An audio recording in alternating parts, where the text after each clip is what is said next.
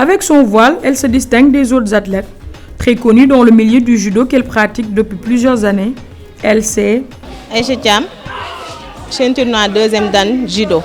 Seulement, lors de ses compétitions et conformément au règlement du judo, elle est obligée d'enlever son voile lorsqu'elle monte sur le tatami.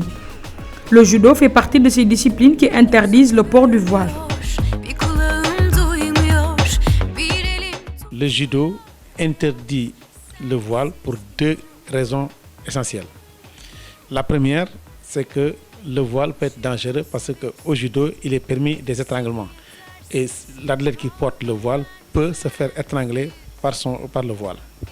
L'autre aspect, c'est que la charte olympique, en son article 51.3, interdit toute propagande d'ordre religieuse, raciale ou politique. Il y a une possibilité de porter un bonnet, mais malheureusement, si le bonnet s'enlève 2 fois, vous perdez le combat.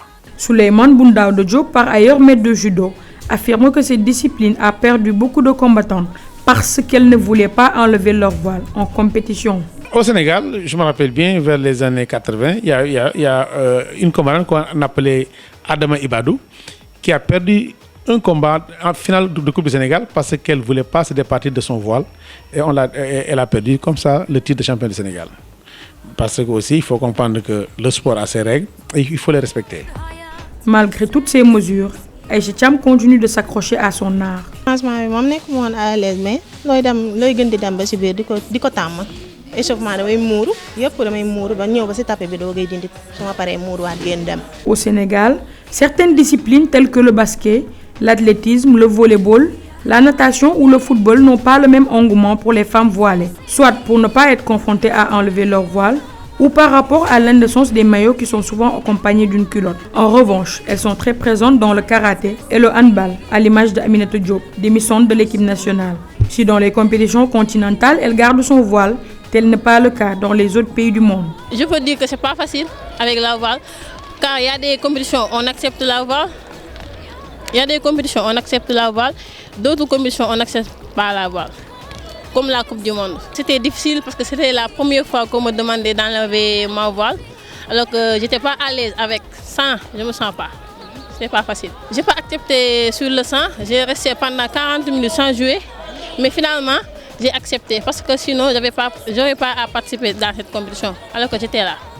Autre discipline, autre réalité. Au taekwondo ou au viet vo dao, les femmes voilées n'ont pas de problème. Avec les casques qu'elles portent en compétition, elles ne sont pas obligées d'enlever leur voile. Non, puisque ça ne gêne pas. Peut-être qu'avec les autres disciplines comme le judo et autres, mais au viet vo dao, ça ne gêne pas, donc c'est pas interdit. Peut-être que pour respecter les règles de la discipline, personnellement, si c'était moi, j'allais trouver un autre moyen de me voiler, mais pas l'enlever totalement. Dans le même registre, on peut inscrire le karaté qui tolère le port du voile au plan national. Mais à l'étranger, l'Union africaine de karaté et la Fédération mondiale interdisent également le port du voile. Au football, depuis le 5 juillet 2012, la FIFA a autorisé le port du hijab sur les terrains. Une décision adoptée à l'unanimité dans l'objectif de permettre la pratique de cette discipline à toutes les femmes, sans discrimination religieuse visant certaines communautés.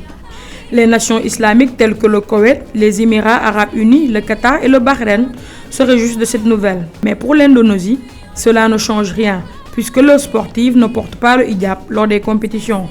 Quant au sultanat d'Oman et l'Arabie saoudite, ils n'octroient pas de licence sportive à leurs femmes et ne comptent pas de sélection féminine. En Europe, un modèle de hijab spécial sport est déjà dans certaines boutiques pour encourager la pratique sportive chez les voilés.